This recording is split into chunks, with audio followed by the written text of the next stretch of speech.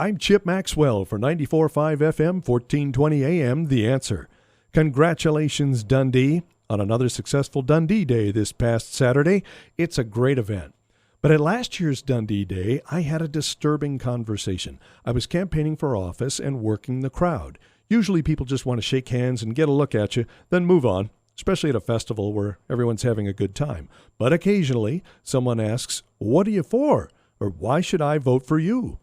So it was with a young man about the same age as my two older sons, who are in their mid-20s. He was clean-cut, articulate, very polite. I said the number one thing motivating me was the debt we are running up that will bury young people alive under a crushing fiscal burden.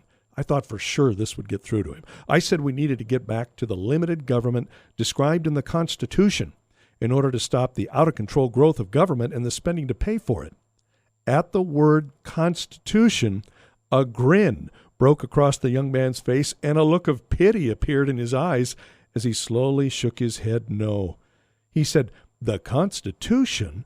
Well, that was written in 1787. Haven't we grown beyond that? We've evolved. We want more out of our government. Who cares about the Constitution?" Well, I was excited that he knew we had a Constitution and when it was written, but obviously he had been taught to dismiss it as obsolete. I said the Constitution is the only thing between us and financial disembowelment by our federal government. Without the Constitution, it's open season. Government can do whatever it wants.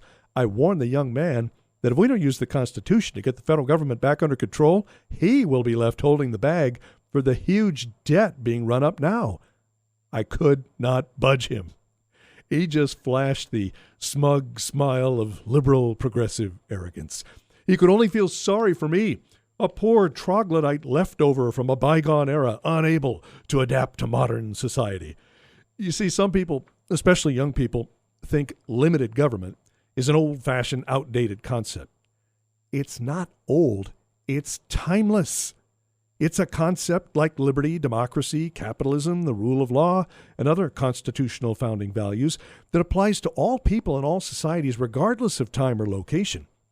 The young have been taught by their teachers, and maybe their parents, that people who revere the Constitution are a cult engaged in blind reverence for the dead white guys who wrote it. No, we revere the Constitution for its genius in striking the right balance between individual liberty and government authority. Things are getting way out of balance in favor of big government. We need to restore that balance and bring the federal government back under constitutional control. I couldn't budge the young man at Dundee Day last year, but we don't lose if we don't give up. We're going to convert that guy and his fellow millennials. We're going to make them fellow evangelists for limited constitutional government. We're going to show them that the cool leftists they idolize are selling them out. For more on this and other topics, join me Saturday morning at 6 for Check with Chip on 94.5 FM, 1420 AM, The Answer.